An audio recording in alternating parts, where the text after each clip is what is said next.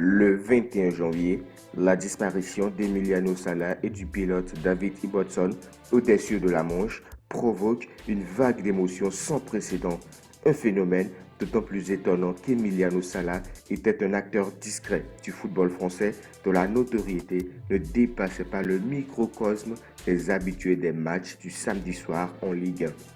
Mais il y a une part d'universalité dans le drame peu ordinaire d'un jeune homme qui partait toucher son Graal à Cardiff après avoir tenu à saluer une dernière fois ses anciens coéquipiers nantais. Un geste d'amitié qui s'est avéré fatal. Un transfert imprévu et négocié à la hâte avait des allures d'apogée dans une carrière modeste qui l'a amené du village de Progreso dans la Pampa en Argentine au centre de formation de Bordeaux en 2010 avant de grimper les échelons au gré de ses passages à Orléans, Niort, Caen puis à Nantes. Son allure frêle et ses qualités limitées ne le prédestinaient pas à un parcours doré. Mais sa personnalité était quant à elle un mélange de générosité sans faille et d'une ténacité inaltérable qui lui a permis de tracer un chemin sinueux vers un sommet qu'il semblait enfin atteindre avec ce transfert pour 17 millions d'euros vers l'Angleterre et le championnat le plus médiatisé de la planète. Une ascension inespérée qui faisait de Salah un Rastignac contemporain au cœur du football mondialisé. C'est un conte incroyable et moderne, on frôle la tragédie romanesque, glisse l'écrivain Philippe Delerme. Elle est pleine de symboles, notamment car il est mort à bord d'un avion privé, un moyen de transport réservé aux gens aisés. Ce mélange de la mort et de l'opulence a forcément une résonance particulière. Sa nouvelle richesse s'est révélée être son talent d'Achille.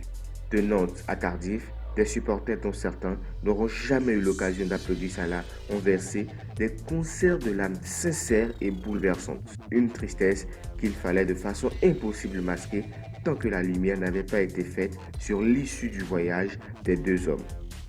Chacun voulait alors respecter la volonté de la famille de Salah de tenter pour le retrouver, alors même que les recherches avaient été abandonnées au bout de 3 jours par les autorités anglaises. Une décision dégueulasse, estimait l'entraîneur du FC Nantes, Faïd Alidozic. Sur le moment, avant de concéder après l'officialisation de la mort de Salah que l'espoir était mince, presque une illusion, une utopie. Par le biais d'une cagnotte en ligne, la grande famille du football, à savoir Mbappé, Tolisso, Rabiot, Payet, Gundogan ou Kalidou Koulibaly, et au-delà, est parvenue à rassembler 400 000 euros. Les 1400 contributeurs n'avaient qu'un seul souhait, relancer les recherches dont l'atroce verdict provoque une infinie tristesse. L'élan de solidarité a été à la hauteur de l'homme qu'il était, assure Patrice Carambé, l'ancien entraîneur de Salah à Caen en 2015. Je ne l'ai connu que 5 mois, mais c'est un joueur qui m'a marqué à vie. Ce garçon était aimé de tout le monde. Tous ceux qui l'ont connu savaient à quel point il était une belle personne.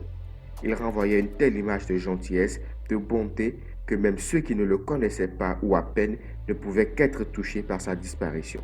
En écho, plusieurs groupes de supporters de différents clubs, dont ceux du PSG et Lyon, ont spontanément scandé le nom de Salah à la 9e minute des matchs de Ligue 1, comme un symbole du caractère rassembleur d'un drame qui semble unir le foot au-delà des querelles de clochers. Qu'avez-vous pensé de cette triste histoire d'Emmanuel Salah? Un joueur lambda, sans talent particulier, qui a réussi à se créer un chemin vers la Première Ligue et qui meurt avant d'y avoir disputé son tout premier match. Dites-le nous dans les commentaires. N'hésitez pas à vous abonner, à liker, commenter, partager. Et sur ce les gars, ciao.